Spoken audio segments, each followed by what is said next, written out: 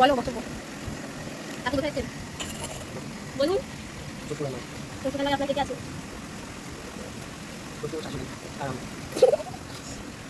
আমি কত জন্য এসেছি বলবেন তো? আপনার যত্ন হচ্ছে ঠিকঠাক? বুঝতে পারছে? হ্যাঁ।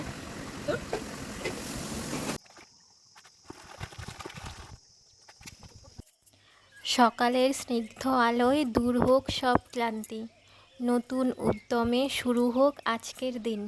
শুভ সকাল সবাইকে। আমি অনু, আপনারা দেখছেন অনুপমা ব্লগ ইন ক্যানভাস। আশা করি আপনারা সবাই খুব ভালো আছেন আর আমিও খুব ভালো আছি। বড়দের প্রণাম, ছোটদের ভালোবাসা জানিয়ে আমার দিনটা আজকে শুরু করছি। তোমরা নিশ্চয়ই থাম্বনেল দেখে বুঝেই গেছো যে আজকে আমি একটা বড় সড়ো সারপ্রাইজ পেয়েছি। সেটা হলো কোনো সোনা গয়না না, কোনো গিফট না, কিছু না। আসলে আমার হাজব্যান্ড কাউকে কিছু না জানিয়েই হঠাৎ করে বাড়ি চলে এসছে।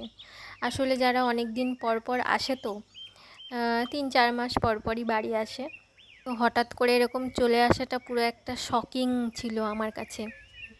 আর বিয়ের পর হচ্ছে এই প্রথম আর কি বাড়িতে এলো, তো সেটাও একটা স্পেশাল ব্যাপার। আর হচ্ছে মাত্র 24 ঘন্টার জন্য ছুটি পেয়েছে। ভাবতে পারছো, মানে একদিনের ছুটি পেয়েছে, তো আস্তে আস্তে রাস্তাতেই লেগে যায় 6 ঘন্টা। আসতে 6 ঘন্টা, যেতে 6 ঘন্টা, বাদ বাকি যতটুকু টাইম ততটুকু সময়ে বাড়িতে ছিল। শুধু মানে জাস্ট দেখা করতে এসছে আর কি, যেহেতু কাছাকাছি পোস্টিং আছে।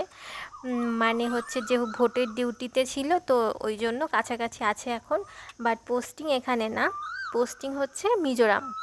কি করে না করে আমি আস্তে আস্তে বলবো তোমাদেরকে। আর আমার রুটিন তো প্রতিদিন যেরকম চলে সেরকমই চলছিল। সকালবেলা উঠে একটু রেডি হচ্ছিলাম, সাজগোজ করছিলাম, আমি জানিই না যে আসবে। আমি আমার মতোই আছি। তো সারাদিনই এভাবেই কেটে গেছে। আমাকে ফোনও মানে ফোনে কথা হয়েছে টুকটাক।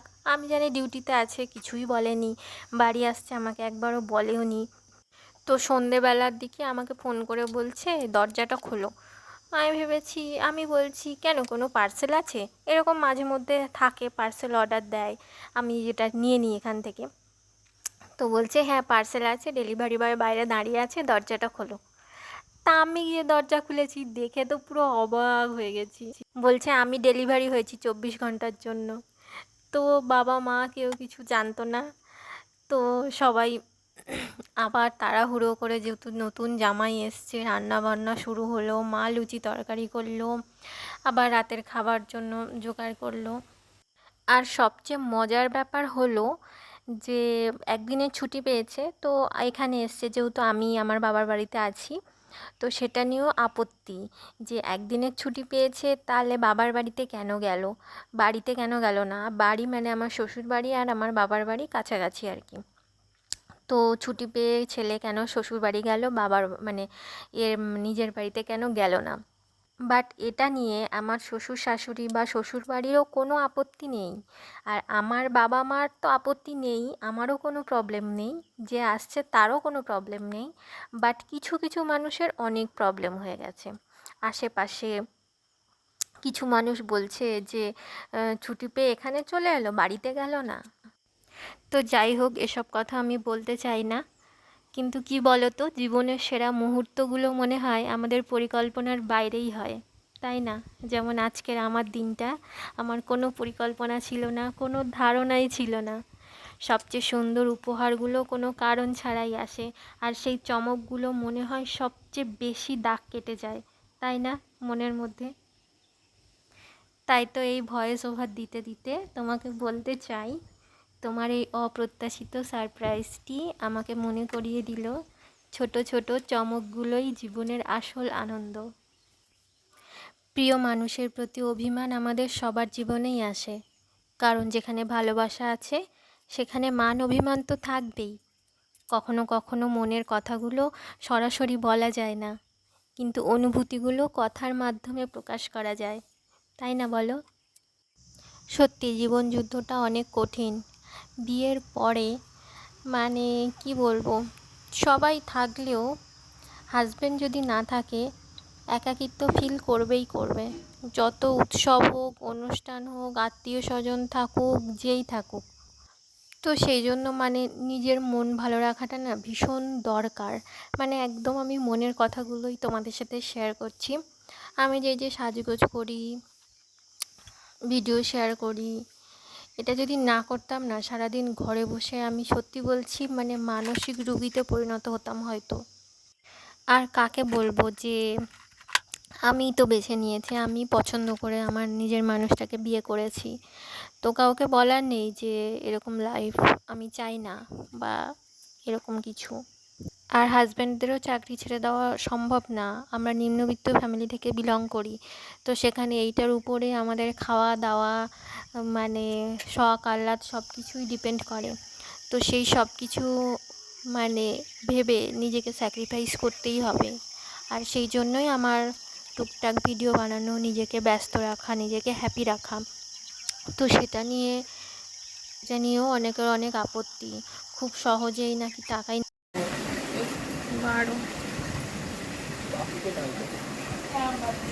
বলো বক্তব্য। আপনি কোথায় এসেছেন বলুন? শ্বশুরালয়। শ্বশুরালয় আপনার কে কে আছে?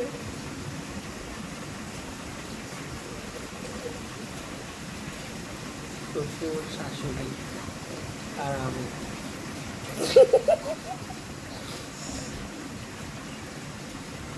আপনি কতদিনের জন্য এসেছেন বলবেন তো? বলা বারণ। আপনার যত্ন হচ্ছে ঠিকঠাক? খিদে পাচ্ছে? হ্যাঁ।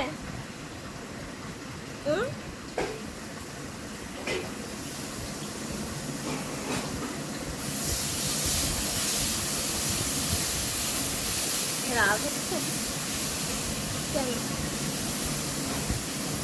ভালো হয়েছে, সত্যি কথা বললে যদি রাগ হয়ে যায় তো হোক।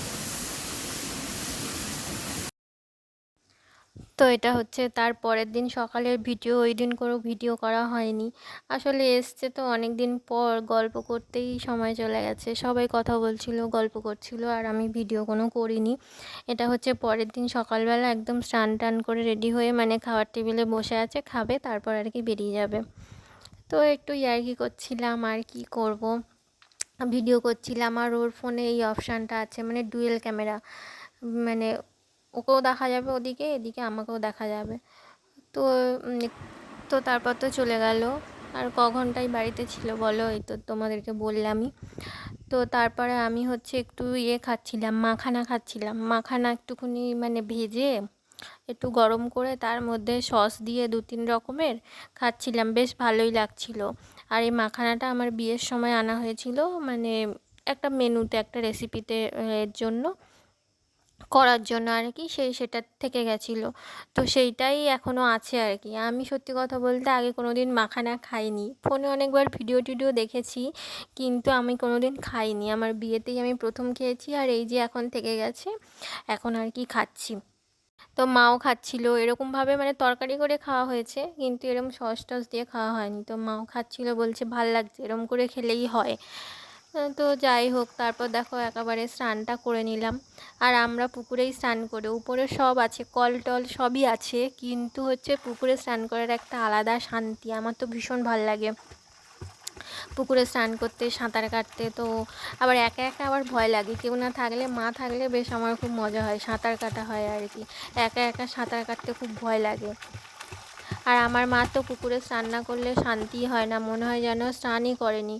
তো মানে কলকাতার দিকে আত্মীয় বাড়িতে গেলে না, তো মার স্নান করা নিয়ে একটা সমস্যা, বাড়িতে এসে কখন ভালো করে আর কি মাথা ডুবিয়ে পুকুরে স্নান করবে সেই অপেক্ষা করে।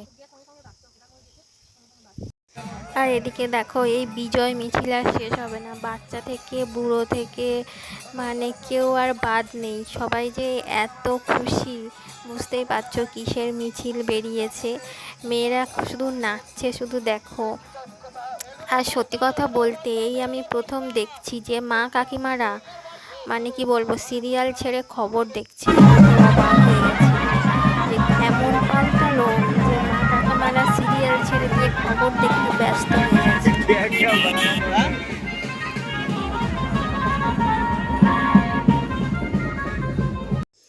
আর এই ভিডিওগুলো কিন্তু মানে আমাদের এখানে না, আমার হাজব্যান্ড যেখানে থাকে তো ও গিয়ে আমাকে পাঠিয়েছিল। তো আমি ভাবলাম তোমাদের সাথে শেয়ার করে দিই, মানে দেখতে পারবে আর কি সবাই, ওই জন্য আমি এগুলো এখানে অ্যাড করে দিয়েছি। তো আজকের মতো আমার ভিডিওটা এই পর্যন্তই। যদি কেউ এখনও অবধি দেখে থাকো আমার ভিডিওটা, একটা লাইক করে দিও, আর ভালো লাগলে সাথে থেকে যেও। তো সবাই ভালো থেকো, সাবধানে থেকো, সুস্থ থেকো, নিজের মানুষের সাথে থাকো। আর সারাদিনে তেমন কিছু করিনি, বাড়িতেই ছিলাম। আর ও চলে গেছে, একটু মন খারাপ লাগছিল, তো সেই জন্য আমি আর মানে বাড়াচ্ছি না ভিডিওটা। তোমরা বলো কেমন লাগলো।